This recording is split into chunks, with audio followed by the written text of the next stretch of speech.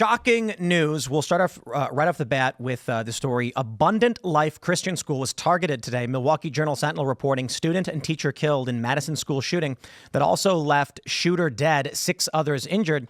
We don't know a lot about this. This is a private Christian school that was targeted. There are a lot of rumors circulating. Right now, the rumors are that the shooter was a young teenager who attended the school and was a radical feminist. But again, I don't know that any of that is true. Milwaukee Journal-Sentinel says the horror of a school shooting struck the Madison area for the second time in 7 months on Monday, when police say a teenager shot 8 people before taking their own life at a private Christian school. In total, a student and teacher were killed and 6 were injured. 2 of them are in critical condition with life-threatening injuries. They're going to mention shock and grief across Wisconsin as news of the shooting at Abundant Life School spread Monday. As police methodically cleared the K-12 school, which sits on a 28-acre campus, with a preschool and a church, city buses took students to a clinic down the road, serving as a reunification point. Some children peered out the bus windows, waving to news crews gathered near the school. Thanks for letting us know that you news crews were getting attention from the children who are fleeing a tragic event. Now, we don't know exactly what happened. They say around 10:57 a.m., dispatchers received the call. There are a lot of rumors. Initial rumors was that it was a trans person. I think this was largely due to the police saying we don't know the gender. And then everyone basically said, well, if we don't know the gender of the person and they're staring at the person, it must be an ambiguous individual. I don't think that's the case. I think the police just genuinely didn't know. But there is a lot of information going around. Andy No has a Twitter thread making some assertions, I would call it, or I should say reporting on this, though I have not confirmed any of this. I personally believe some of this to be incorrect, but I don't know for sure. So far be it for me to say Andy No is or is not right, but this is what he's reported. He said that it was a 15-year-old girl, I'm not going to say the name of the individual, who had carried out the mass shooting in the school library, according to the source, using the name online as Sam, despite that not being the individual's name, and on the username online Cross6Sir. She had an extensive online obsession with school shooters and death, particularly the Columbine High School shooting. The individual was a big fan of KMFDM rock band, which also referenced by one of the Columbine shooters. She often wore the shirt of the band. This individual's online friends identified the account, which reported to belong to the shooter soon after news broke. So I saw this and I immediately asked, how are we confirming any of this? And I don't know that it's been confirmed. I don't know if you guys have seen anything confirming any of this information. No? Nothing. I saw someone else said it was a 17-year-old. You know, yeah, so...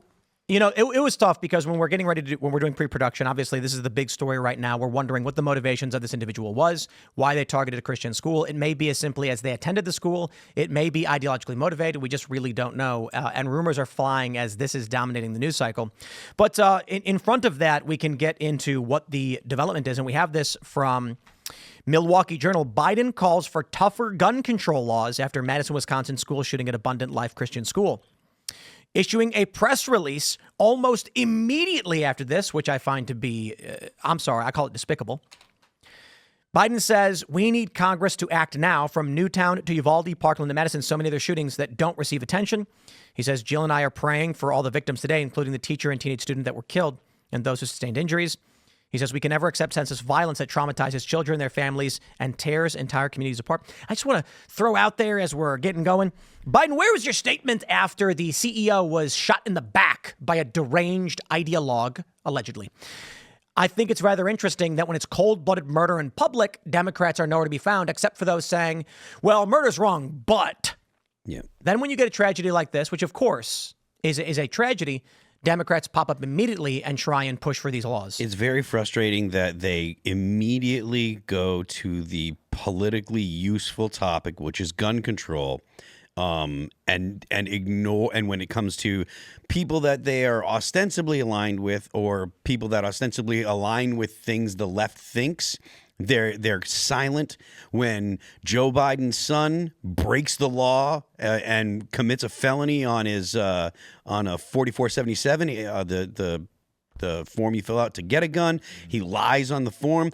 He pardons him so that way he doesn't have to deal with the consequences. It's disgusting. It's absolutely par for the course, though. It is not unexpected. It is exactly what you would anticipate. Goes to a Christian school, which people will argue that Christians are not targeted. And again, I'm an agnostic, so like it's not like I'm the guy that's like, oh, you're attacking me because I don't identify as a Christian.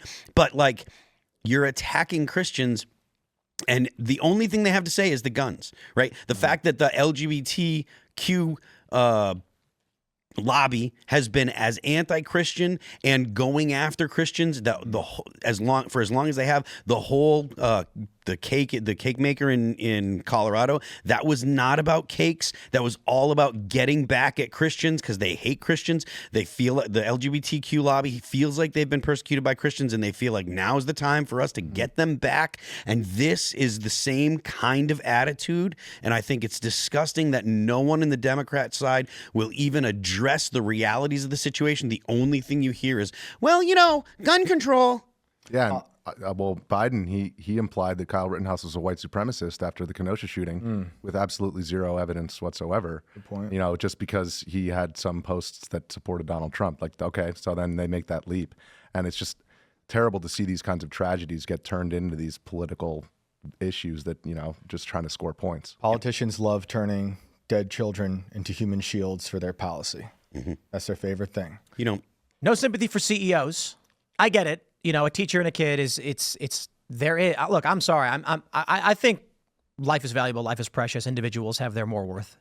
But children being killed is substantially more heinous than an adult individual. But I look at both of them like there's weight to these. We try to figure out what we as a society are supposed to be doing and how we should react to these situations. I don't believe that gun control is the appropriate response. But I will stress that when it is alleged that a deranged leftist murdered a CEO for insane reasons that make no sense, there's not a peep. They don't care at all. Bernie Sanders comes out, and once again, you got Elizabeth Warren saying, look, it's bad, but people can only be pushed so far. Bernie Sanders defends her. I think he defended her twice now, saying, look, of course she's not condoning murder, but the people in this country, I'm like, stop saying that. These are unrelated. The issue of a CEO being shot in the back and killed is totally unrelated to the issue of healthcare. When Bernie and Warren say, but people can only be pushed so far, they're literally saying that they believe the assassination will make a difference in healthcare, that people are targeting them to make a difference. It won't. It makes no difference. Charlemagne the God, did you hear what he said about this? No. He was like, I don't understand why they're celebrating this. It's some father who died. Nothing changed. Prices aren't going down. Healthcare isn't changing. Literally everything stayed the same except that some dad, some guy who is a father of two is just dead. Why are you celebrating this? And now they just have more security. That's and more security, less transparency. So my point ultimately is these people are deranged ideologues. The fact that they dumped this political statement out so quickly is shockingly offensive. I'm not surprised. Biden he's fried. He's selling off the border wall. Trump's calling him out over this. These people are despicable. They don't care about kids. This is so fake to me. If they cared about kids, they wouldn't want to cut off their genitals. Like they literally sacrifice their children all the time, and they use this as an example to set the policy of taking the guns away, which is what they do want to do. They don't want you to be armed. They don't like you. How many abortions are carried out every year? Dude, it's a stupid amount. I mean, one is too much. Is it millions? Is it actually millions? Yeah, I think it's millions. I haven't looked at that, but I mean, there's not a the left is pro 73 million worldwide. 73 million abortions per year are carried out, and there are 1 roughly million. 1 million. Yeah, there are roughly 10,000 murders with firearms in the year every year in the United States. We don't hear about Chicago, and you don't. And that's the other thing. It is the Democrats have such a warped view of the left. Let's call it the left because I would like to see the normal Democrats come back. But the left has such an absolutely disgustingly warped view of the world. They literally believe evil is good and good is evil. It's as flipped upside down as you possibly can be. And I think that there have been signs for this for a long time. I mean, when Michelle Wolf, I think her name is, when she did the "Shout Your Abortion" skit on I think it was on Colbert show. I thought no, it was on her show. Was it on her show? She had a show on got Netflix. canceled shortly. Okay. Right? Yeah. I mean, that was repugnant. And I was talking to a Democrat, trying to explain to this person. I was like, "Listen, I understand that you care about, a woman being able to have the choice to have an abortion or not. I get it. But don't you see that the people that are working against you, the right, the pro-life people, when they see Michelle Wolf doing Shout Your Abortion, they think that woman is a literal ghoul in the actual dictionary definitional terms of what a ghoul is, like celebrating death. That's exactly what she's doing. And then they tell us, they tell us that we're supposed to be like, oh, you have to get rid of your guns, even though the people that legally own guns in the United States are the most law-abiding citizens in the country. Of all the groups that you could possibly, all the different ways that you could possibly group people, the people that own guns and have firearms as a hobby or have them for self-defense are the most law-abiding Americans in the country. And those people have to give up their rights because someone misused a firearm. Not, you know, every person that's a gun owner would condemn it, every single one. But then again, they'll go ahead and they'll be like, look, you got to be able to kill babies, and look, man, you got to understand that people are mad. So when this guy shoots a CEO in the back like a coward, you got to go ahead and you got to give him a little leeway. It is disgusting. The left in the United States is completely and totally free to say the most atrocious, heinous, vile, evil things. Just go to Blue Sky and look at the way they talk. Oh, dude. Well, shout out to Alex Rosen for catching all those people Absolutely. using Blue Sky. But this is funny. It's like when you create a MAGA version of Twitter like Parler or Truth, they're all saying like, no more bad things. We don't want bad people. We want accountability. And when you make a liberal version, it's a whole bunch of deranged fetishists and pedos all like just, it's... Look. So like half of DC. Yeah, it's funny. I called it the pool filter of modern society.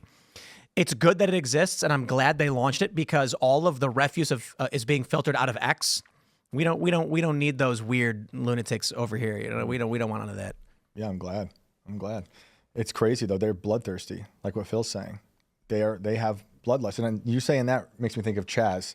Yeah, you know, these places you saw, they were bloodthirsty, and then they gave up the police precinct. Carmen Best, who was the first female and the first black police commissioner in Seattle's history, capitulated the East Precinct to the protesters. And what was the first thing that they did after they took over the 6-block area? They created not walls, but barriers. She should be in jail. They put up barriers, and they put armed guards at the barriers. So the first night we were in Chaz, we interviewed a kid who, I'm not even kidding you, had a needlepoint. I have a photo of it in the book. A needlepoint belt that was holstering a Desert Eagle that was swinging around as he was swinging around. And I go, dude, that's a pretty interesting holster you got there. He's like, oh yeah, my mom made it. I'm like, you couldn't even, if I made that up, you would say that there's no way. Didn't innocent kids die at Chaz, or was that? So yes, at the end of Chaz was shut down after not one, but 2 black kids, 19 and 16 years old, were killed. And my question that I ask in the book is, all these companies, major corporations that are based in Seattle, they're donating hundreds of millions of dollars to Black Lives Matter and related causes. Yeah. Did they donate to those kids' families? Of course not. Of course not, because they don't care about kids. They care about their favorite language, which is violence to obtain power. Yeah. Thanks for checking out this clip from Timcast IRL. Make sure to watch the show live Monday through Friday at 8 p.m. Subscribe to this channel, and we will see you all there.